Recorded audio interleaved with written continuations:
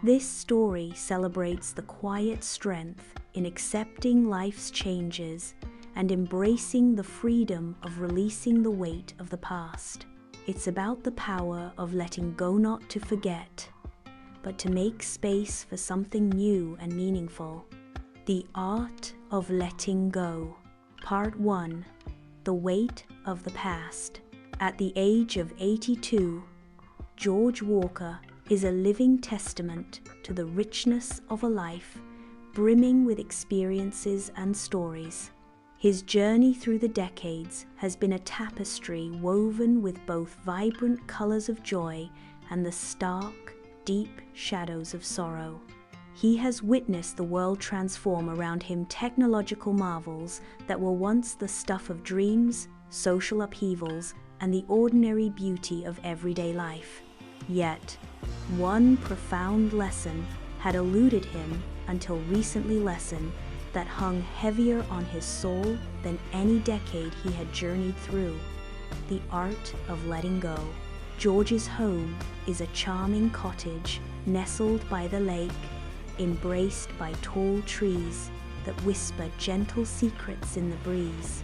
The lake's surface shimmers like glass during sunny afternoons, reflecting the changing sky, a canvas of blues that turns into warm oranges and pinks at dusk.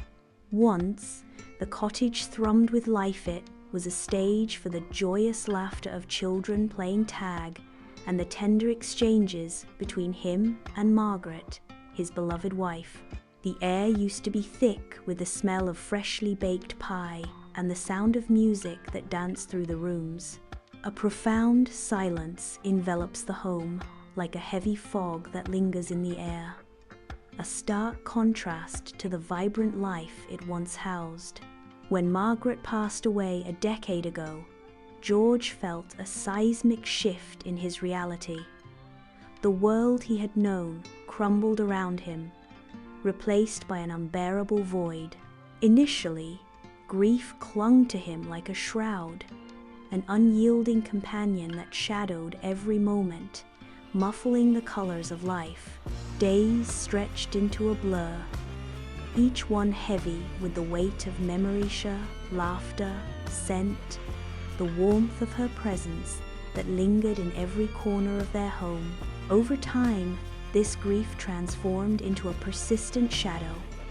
This silent whisper filled the emptiness, suffocating any flicker of hope or joy that sought to break through. He held her memory close, treating it as an anchor in a stormy sea, convinced that relinquishing it would mean losing her forever. But as the seasons changed around him, George began to understand a fundamental truth. Life, with all its unpredictability and chaos, does not pause for grief. The world continues to unfold. Flowers bloom and fade, seasons shift from one to another, and the sun rises each morning, casting light on possibilities anew. Part 2. The First Step. On a crisp autumn morning, George sat on his porch with a cup of coffee, looking at the lake. The leaves, bright with gold and red, floated on the water.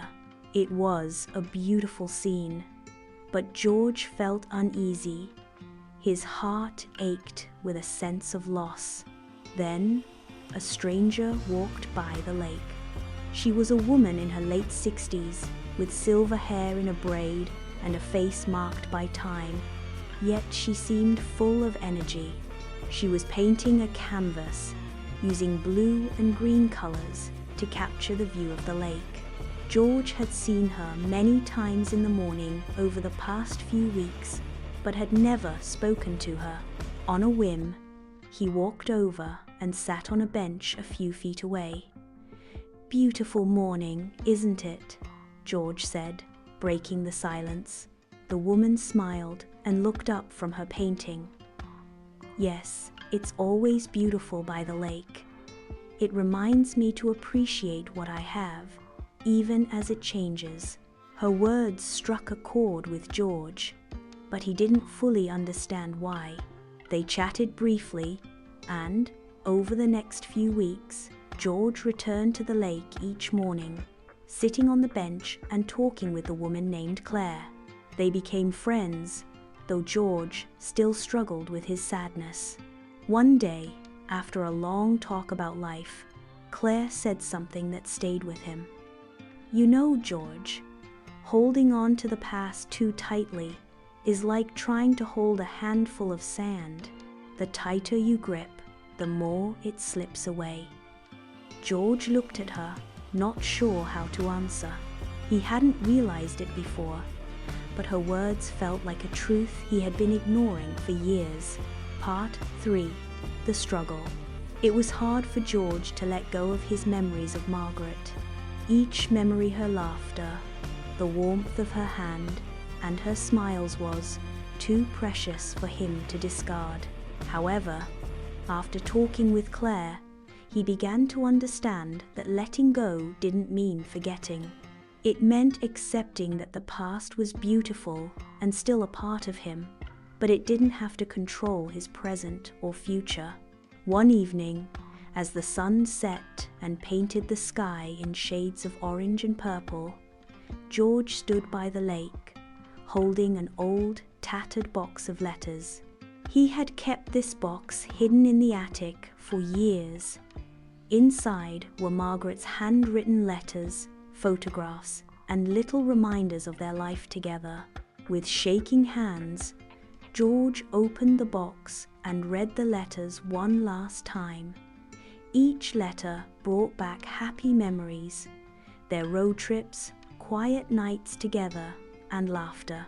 Tears filled his eyes, but they were tears of relief. "I love you, Margaret," he whispered to the wind. "But I need to live, too."